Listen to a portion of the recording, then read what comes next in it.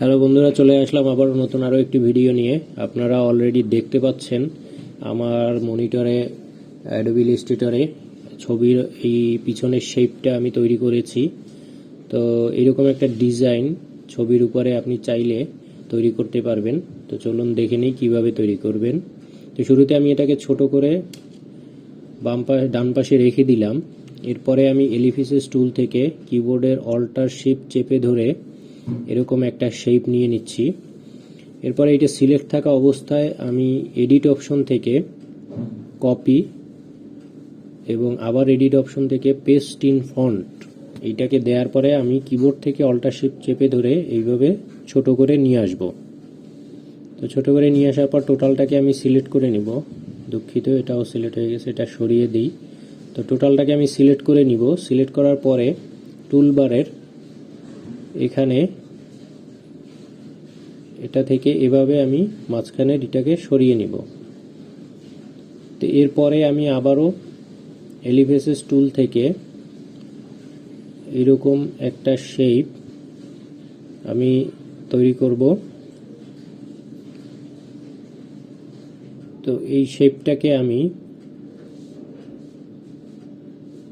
Alter চেপে ধরে আরও দুইটা শেপ নিয়ে নিব।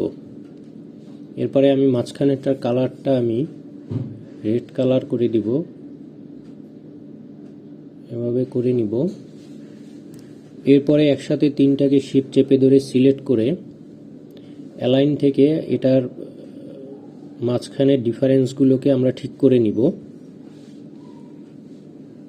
নেয়ার পরে আমরা টোটালটাকে সিলেক্ট করব।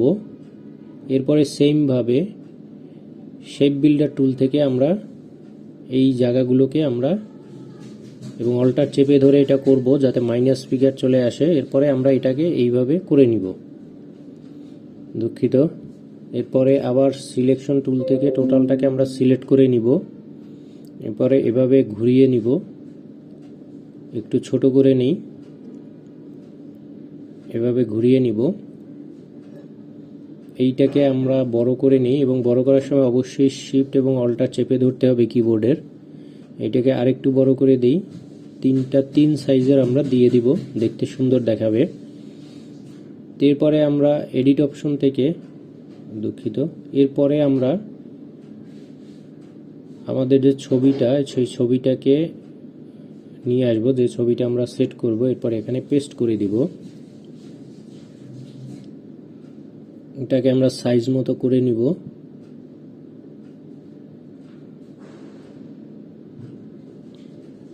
সাইজ মতো করার পরে আমরা এই মাঝখানের যে